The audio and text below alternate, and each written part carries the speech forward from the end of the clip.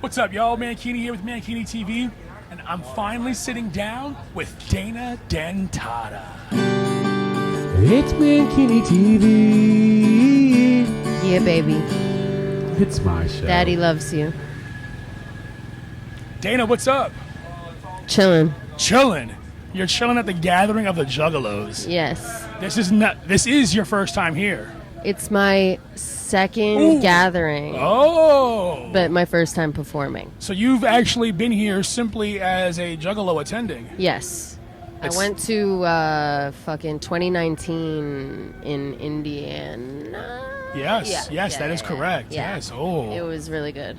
That was your first gathering ever. Yes. Oh my gosh. So it's safe to say that you're definitely a Juggalo. I think so. I think I'm Well, no, officially you a don't juggalo. think so. You don't think so.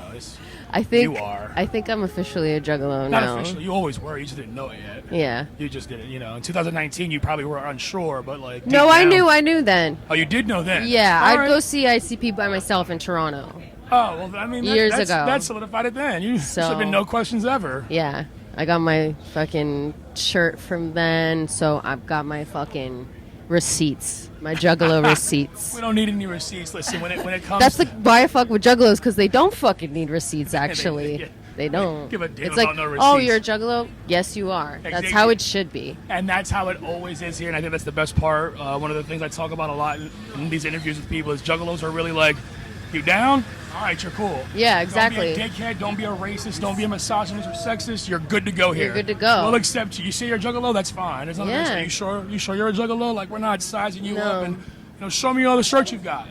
It's not like that.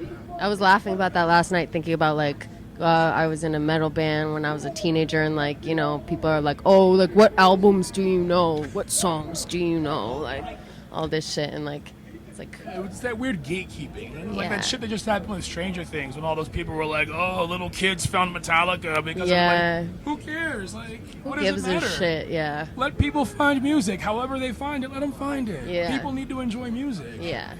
Speaking of your metal band, let's talk on it. That was originally just, am I correct, Dentata? Yes, Dentata. All right. And you were really young with that band. Yeah, we started. I was 18. What So- happened there?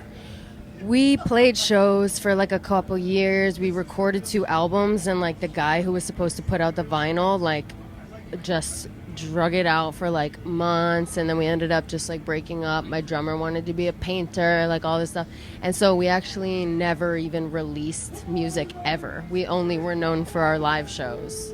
Is there music still recorded somewhere, though, There's 2 albums. that are unreleased? Yep, from 10 years ago. And we actually have been talking, me and the girls, and like we want to put them out. It's like a time capsule album. And the songs are fucking good, man. Like it's like I love that they've been like sitting unheard in a vault for like 10 years, and now they can come out and it's like sounds like some of the fucking bands even now. So I was going to say, that's just pretty fucking insane. Like, to have that sitting there, like, that's pretty amazing. yeah, it's weird. It's like, why is this not out? But everything happens for a reason. Absolutely. So And I think you guys releasing it will be an amazing thing, because I assure you, as with everything else you do, it will fly off the shelves and people will be into it wholeheartedly. hell yeah. So you went from the band and then you went solo as Dana Dentata. Yeah, I was the guitar player in my band too. I wrote all the songs on guitar. Okay.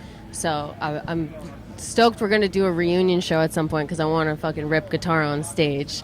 But yeah, so when we broke up, it was like years of trying to figure out how to do, like I just thought I'd be in the band forever, and it was like working with producers on beats and shit, and just like no one understood my vision or how I wanted to sound or what I wanted to do. And it was honestly like years of fucking wasting my time with producers, just like trying to like get it going. And then eventually I got so fed up that I just I started renting beats off YouTube for $20, and I like combed the internet for hours, cherry picked like the best beats I could find, made a fucking EP on GarageBand with my USB mic, and popped it off. After years of wasting my time with like this Grammy award winning fucking producer and shit, for real, waste. I've started to see this more and more, and I guess it really is the thing. Like, everyone is like, screw all these people who charge thousands of dollars, or people that do this and that. I sit in my room I get on my laptop, find a beat, and I record right there on a mic to my laptop. I'm like, that's a thing, and then like, everyone does that, and it's like, this is really cool. Like, I dig the punk rock aesthetic of that, the DIY of fuck everybody else. I'm gonna do my shit my way, and I'm gonna make sure it sounds the way I want it to sound, no matter what. Yeah, and that's how you're doing it right. Is you're fucking doing you. So, well, now, is there an issue with the way you do it? And you're signed to Roadrunner Records, am I correct? Yeah. Is there an issue with the way you do things now, working with more producers now, or do you still get to do things yourself and kind of play around with it the way you want to? That was the first time in my life that I wasn't broke as fuck and had a budget where I could like work with Travis Barker or whoever the fuck, you know? And so that was really cool, and I was very open-minded, and that's why pretty much like every song on the album is like a different producer, because I was like taking advantage of like, I can go to the studio, let's like do this.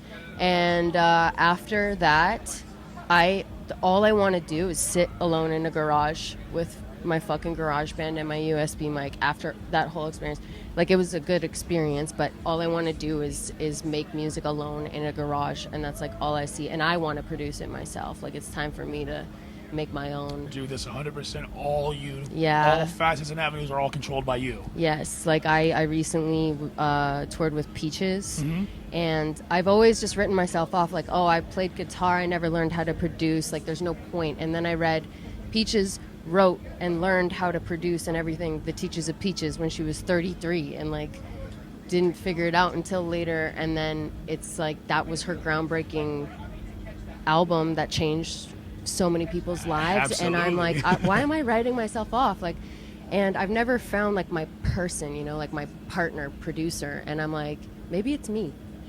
I think it's me. I think it so is it's too. time to do that. Like, I don't want to rely on a 25-year-old fucking stoner for my sound, you know? Hey, 100% agree, and I get it. I'm tired of that, so it's time for me to take control.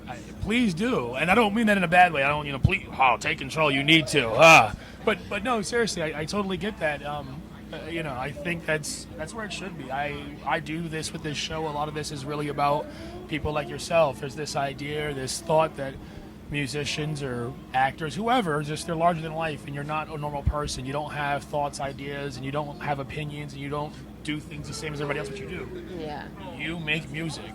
Other people don't make music, but they go to work every day, and people want to do things their way, and you want your music made your way, and that's what this is all about. Just, I want to talk, I want to learn, and I want everyone else to see, like, you want to do things your way. Yeah, That's and when important. I've also learned that when you let other people like get in the way of your vision or try to steer your vision, that's how shit ends up being whack. Like, I think that when I kind of sat back for a minute and let somebody take creative control for like a music video, it was like I fucking hated it, you know? Like, and I always say, Fred Durst says, if you want something done right, you just do it yourself. And it's fucking true. You Freddie just do it D. yourself. Our Lord and Savior, Fred Durst Day. Like, if you want it done right, you have to fucking do it yourself. Listen, that is the honestly the best advice anybody could ever be given about anything. Nothing you do is going to be done the way you want it unless it's done by you. Yeah. Plain and simple. Yep. You can go to a million people and ask them to do the same thing over and over, but it'll never be the way you want it unless you do it yourself. And that's the best advice you really can give anybody. And, I pray to Fred Durst every morning. Thank you, sir. Thanks for chocolate starfish. Man, thank you for $3 bill, y'all. Chocolate Starfish, Significant Other, just seriously. Behind Blue Eyes cover, banger. Can we be real? Thank you for Eat You Alive. I really did enjoy that one. I'm not mad at Dad Vibes either. Dad Vibes. Nobody should be. Listen, Fred Durst, what is he, 50 years old? He's got to be 74. Okay, 89 years old. Is allowed to make a song like that after doing what he's done for so long. Yeah. Like, I feel like Fred It's a Durst good can do ass that. song though. It reminds me of Chocolate Starfish kind of vibes. But at the same time, I hear it, I'm like, oh yeah, I'm okay. Yeah. Okay. He's like, I'm a dad now. I got dad vibes. Exactly. And Everybody move to the dad vibes. see? It's Which, what- I personally relate to. I know. dad vibes. Yeah, Daddy, I know. That's I right. know. I preaching to the choir here. I already know. I gotta be careful. You might right. hit me over the head. That's right, with the belt. Yeah, with a spiked belt. Listen, Yep. I'm not getting in trouble tonight. No. So let's talk about the album Pantychrist. You just released a new music video. Since we're talking about music videos, Oh yeah. Guess who liked my new video on Instagram yesterday? Kid Rock. Stone Cold Steve Austin. Oh hell yeah! What? I'm gonna fall on this hill. What? What? What? One beer. 2 beers. What? Oh hell yeah! What? What? What? Oh, you're doing What? good. I've practiced that shit. There's an art to it. If you want to see Dana Dentata perform at the Gathering of the Juggalos, give me a hell yeah! Oh my god. Yeah! If you want to see Dana Dentata kick some ass tonight, give me a hell yeah! Stone Cold Stone Cold's got to be one of the coolest people I've come to find out recently, like on the internet. Like I Yes. realize, like he's a lot cooler than the person that he was painted to be when it was time to be a wrestler. Yeah. And I appreciate that Stone Cold. Yeah, like he actually seems like a fucking rad human being. And really, like one of on my bucket list is like to go ATVing with him. If you do that, could you please like call me and take me with you? FaceTime you. Some FaceTime me. Like On the if you journey. FaceTime me, you have to give the phone to Stone Cold. No offense. Like you need to hand the phone to him and let him and I have Yeah. that moment. Yeah, definitely.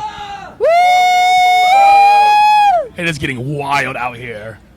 Dana's gonna go on in about 4 hours, 2 in the morning, out here at the Gathering of the Juggalos, and shit is gonna be lit. Okay, fires are gonna be set, explosions are gonna go off, blood is gonna pour from the speakers. It's gonna be like unlike anything you've ever seen at the Gathering. A lot of blood. But let's talk about this new video. Is this something you did all by yourself, directed it, you know, the whole direction and everything? I had this vision in mind for a while. I've really been obsessed with like I want to look like Stone Cold Steve Austin. Okay. So You got that's the why hat. I'm so obsessed with him. You know, because I want to be him. Because I want to fucking feel what it's like to be a fucking huge killer. And yeah, so that's why I love him so much. But I wanted to also experience like what it's like to when you're a woman and you're feeling like you're getting stalked or creeped on. Like if you could just morph into that person and beat the fucking shit out of them, then that would be so satisfying. So it's like cosplaying my fantasy, basically, I dig it. I dig it. and pretty much every girl's fantasy, I think.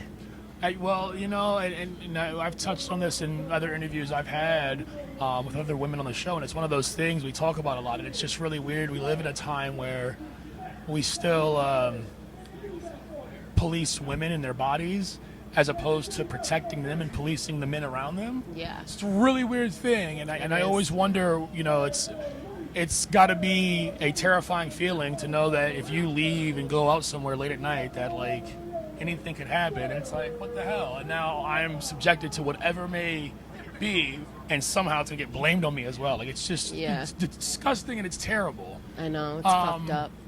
And we live in, unfortunately, a society run by rich old white men who really just kind of Who love to abuse women and also are in control of making the laws to get the ability to continue doing it. It's okay. They're all gonna be dead soon. Yes. They'll be dead soon. Maybe not soon enough. Maybe after tonight. Maybe after something. Maybe this will get edited and maybe it won't. But maybe all of those old ass men in Congress are gonna just choke tonight and die. Every single one of them. 2 a.m. At 2 a.m. Not at the location we're at, just in case this video gets pulled. We'll see what happens. We will. And if something does happen tonight, then I may not be able to release this interview ever again. Which would be worth it, given the outcome of things that Yeah, happen. the So I'd world be would okay. change. It would be okay. It'd be okay. I would just send in clips of it. Yeah.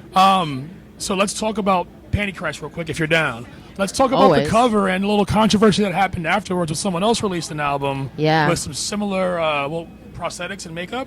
Like entire concept, yes. I was going to say it pretty much was your album done all over again. Yeah.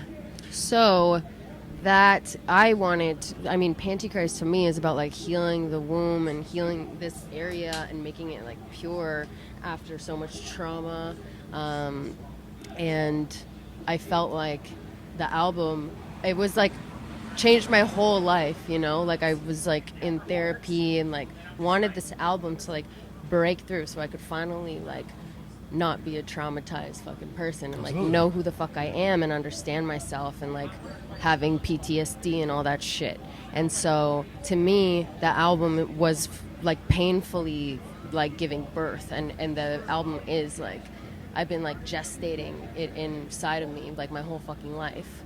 So it really genuinely felt that way, and I came up with that concept, and I was like, I know this is a fucking bomb idea. Like, Hell yeah. I haven't seen anyone give birth to their album yet. Like, and I want to smoke a cigarette while I'm pregnant because I think that it speaks a lot to like, it's like, how does that make you feel, you know? And then Absolutely. it's like, oh, you don't want them to smoke a cigarette, but then you care about them getting an abortion or not, you know? It's really interesting.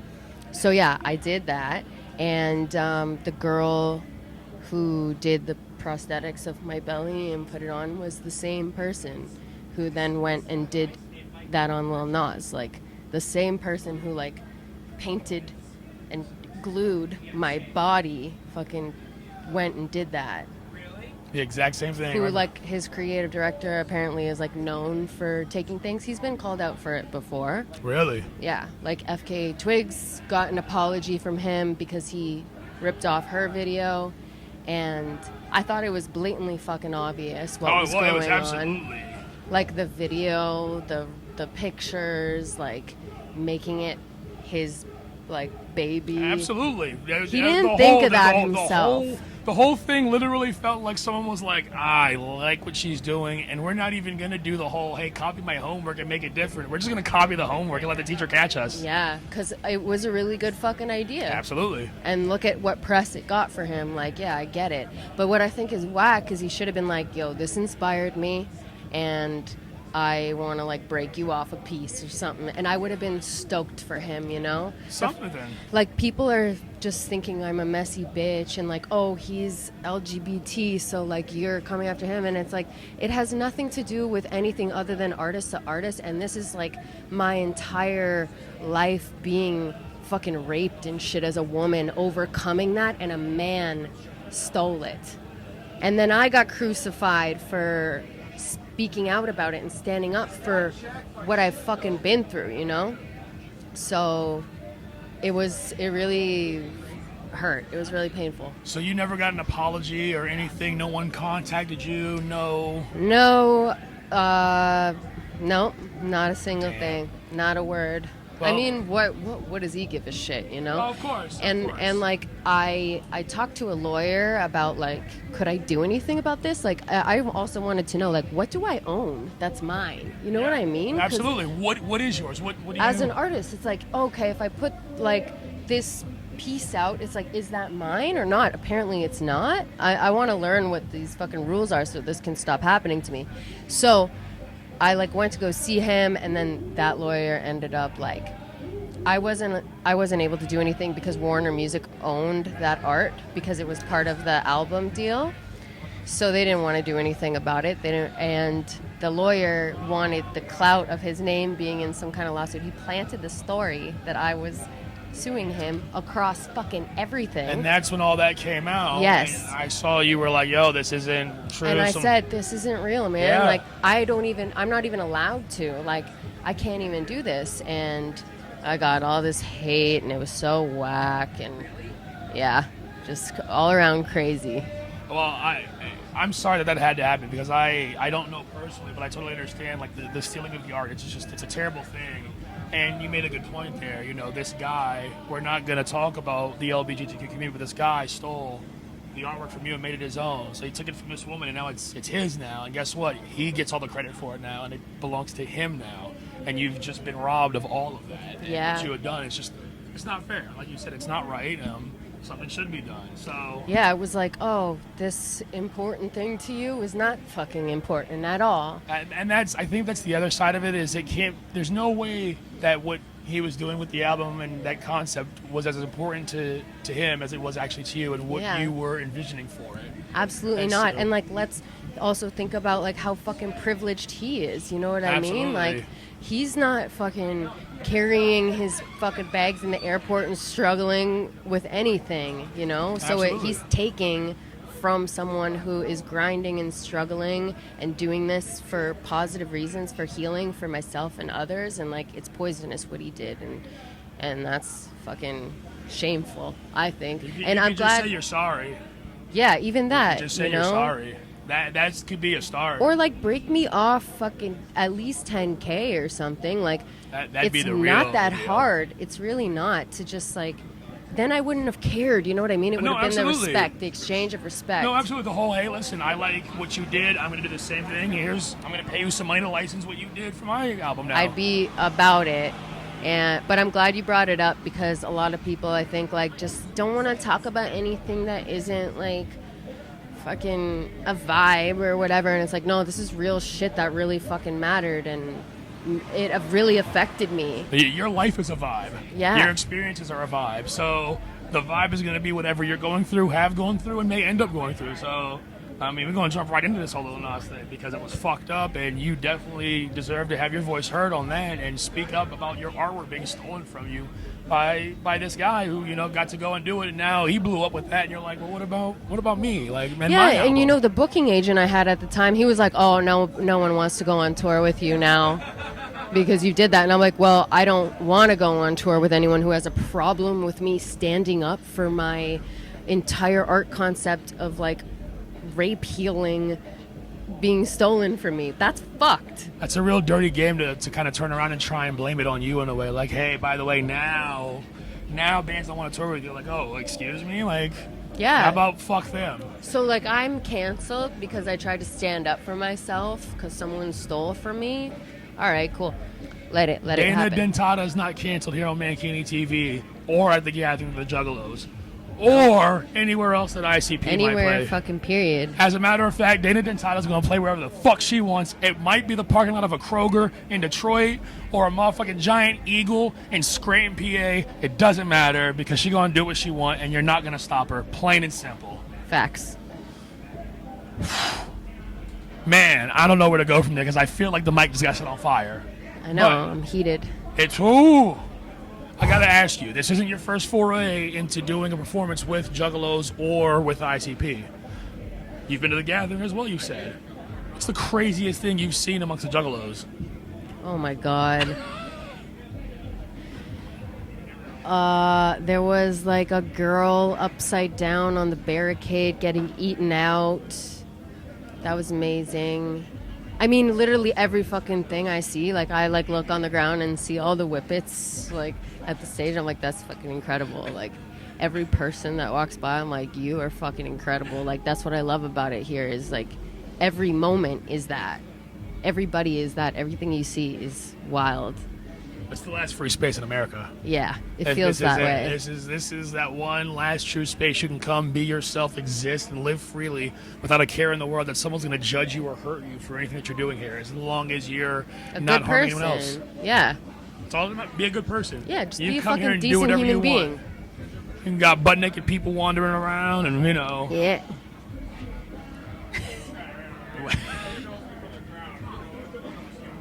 There's Oh, yeah. there's people. Next up on the show, Moon Bloody. This is what happens at the Gathering. Talking shit. Yeah, we're fucking. Yeah, we're Doing shit our talking. shit. Shit talking. I love nipples. Free the nip. Woo! You're good. I love you. Yeah. Hell yeah. Yes, sir. Well, happy Gathering. Woo woo. I got you. I'd say only at the Gathering. However, I've done interviews in Philly and Baltimore where similar instances happen. Cameras go up and people go, oh, there's a camera there. Let's go over there. Yeah. I want to be a star. But it's not even that sometimes. They'll walk in front of the camera and then look at it. And you're like, yes, it's a camera. Yes, there's microphones here. There's people here. What do you think we're doing? And then they walk back and you're like, come on. They don't see it every day. Come on. Gosh.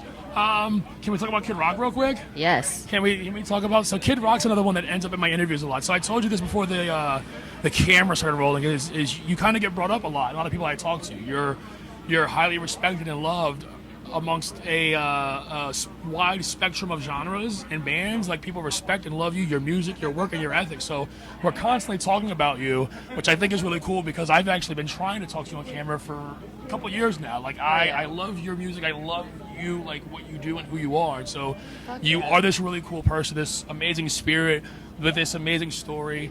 And you're a fighter and a survivor, and you're doing it. And I want you to know before we go any further, like, you know, if there's bands that don't want to tour with you, I promise you there's 100 more that definitely do want to tour with you. I can promise you that. But Kid Rock gets brought up often. I hate Kid Rock. I fucking hate. I said it 2 nights ago, and I'll say it again. Fuck you, Kid Rock. You know, I blame Kid Rock for not Woodstock 99, even though they all blame Limp Bizkit. Oh, you blame him? I do. I blame Kid Rock. In reality, and I know it's not your fault, Kid Rock, I actually do blame the promoters. They could have controlled the situation a lot better, and they put everyone in the situation they did. Yeah. But their scapegoat, for whatever reason, was Limp Bizkit, and that was totally unfair. Yeah, I agree. I just like talking shit on Kid Rock, if I'm being honest. Well, it's interesting you say that because I don't want to get you in trouble either, by the way. for me, Woodstock, my song Woodstock 99, where I'm saying, yeah, I be on my Kid Rock shit, like, I am talking about, because I feel like I'm specifically referencing his performance at Woodstock 99 because I think it is one of the most, like, grandiose displays of masculinity that I ever took in as a human. And I just, you know, I want to be Stone Cold. Like, I want to fucking be Kid Rock at the Woodstock 99 performance feeling that masculinity. That's what I'm referencing, and that's what I'm talking about. Whereas I think people can be very short-sighted and small-minded and be like, oh, she loves Kid Rock and he's a racist now and right-wing and all this stuff. And it's so much deeper than that. And I think it's, like, actually so interesting to make music that it's like you have to think about what I'm talking about, why I'm referencing that. And I think the music video really shows you that's what I meant. 100%. Because I got really tripped up on that song because people were like, oh, you're going to have to add in the song somewhere that you're not a racist and stuff. And I couldn't finish the song for like 6 months. I was like, oh, I don't even know what to put in here. And then it was like, wait, that's not what it's about for me at all. Like, I'm talking about women being vulnerable and like being able to experience, like, women at that festival were like assaulted all day, all night, and the men got to like release all their fucking toxic masculinity and like feel the most free they've ever felt. So we should be able to feel that too. I agree 100,000,000%, honestly. 110%. That documentary